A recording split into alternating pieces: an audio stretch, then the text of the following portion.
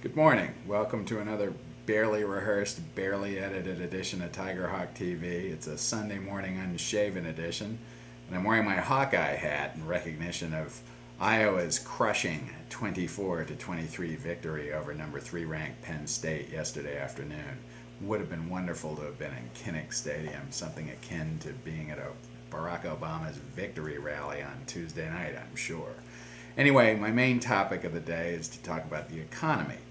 In my day job, I have a lot of opportunity to listen to bankers and economists talk about the state of the capital markets, state of the economy, where everything's going, what we ought to do, and all the rest of it. And in the last week or two, I've picked up a few tidbits that might be interesting to our readers. The interbank markets, which froze up in September and October and threatened to take us all down forever, have finally opened up. The international program of essentially guaranteeing interbank lending and giving, again, financial institutions the confidence to lend to other financial institutions has massively improved at least that aspect of the crisis.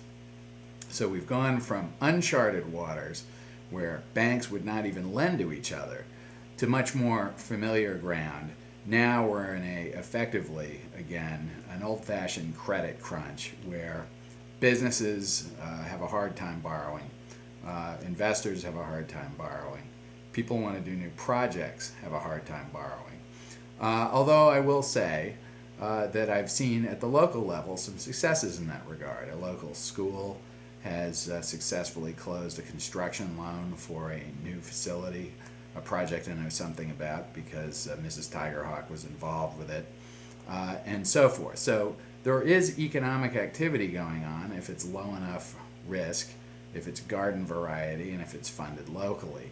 But the big capital markets are in very tough shape. If you need to raise high-yield debt, you're in a lot of trouble. If you need to raise convertible debt, you can't. And the bank loan market is very tight because corporate borrowers have pulled, every bit of available capacity on their credit lines because they can't any longer or can't easily raise money in the commercial paper market. That is changing, but very slowly, and right now things there are quite dismal. The equity markets are a mess as a result because they're looking ahead to very difficult economic times.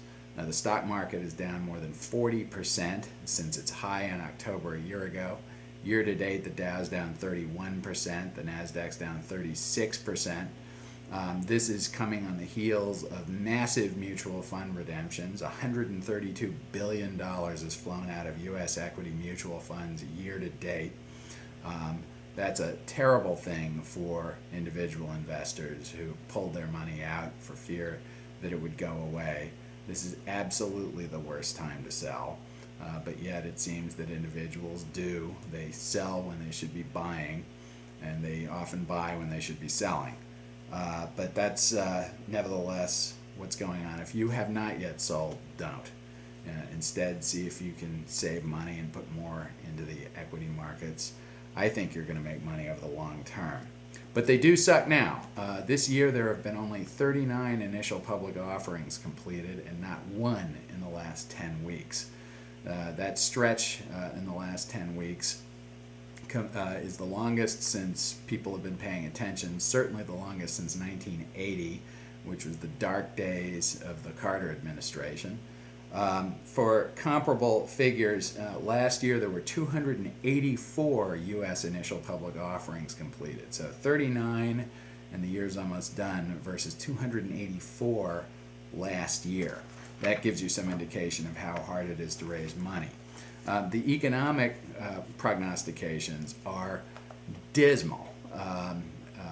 One major economist at a big major international bank is predicting the fourth quarter GDP will be down 4.1%. Goldman Sachs rattled the markets last week by predicting it would be down 3.5%. Put that in historical context, and it's grim. The peak to trough decline in 2001 to 2003 after 9/11 was only 0.4%. The peak to trough decline during the era of the first Arab oil embargo, which anyone over the age of 45 remembers was miserable, was only 3.1%. So we're talking about a single quarter decline that's worse than the peak to trough declines during, say, a couple of the big recessions in modern memory. On the other hand, it remains trivial compared to the Great Depression. The peak to trough decline during the Great Depression was 27% reduction in GDP. We were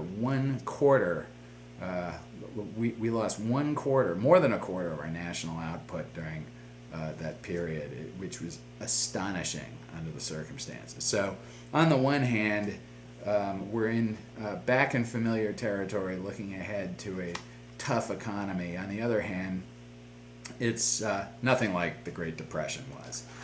So that's something to bear in mind. With that, let's see if there's anything else I want to hit here.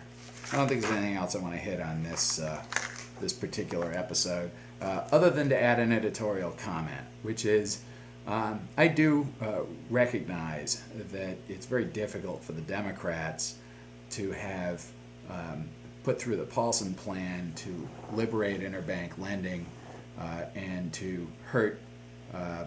help out financial institutions, many of which actually didn't make any bad decisions but could not borrow because of the uncertainty in the markets.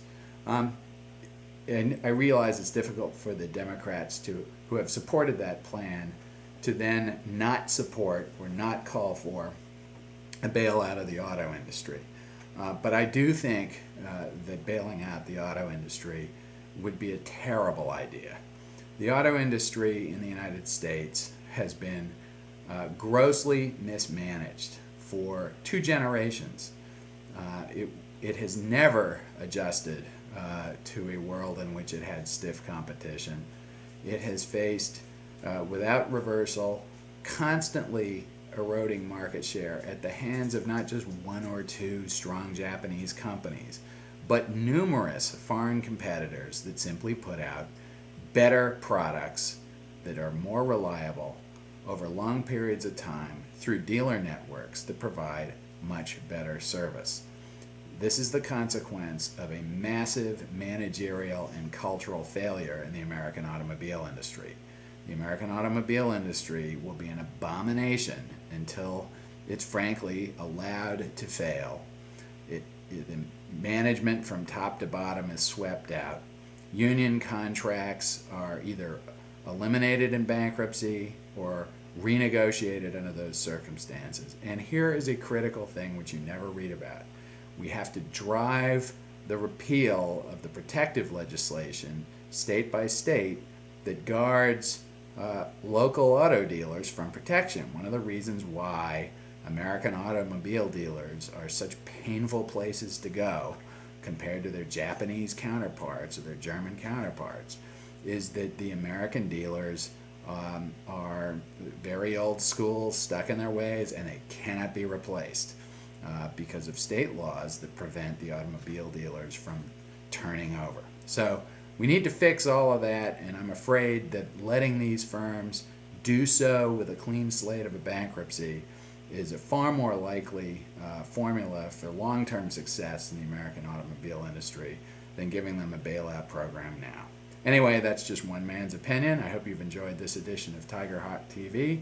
Until next time, all the best.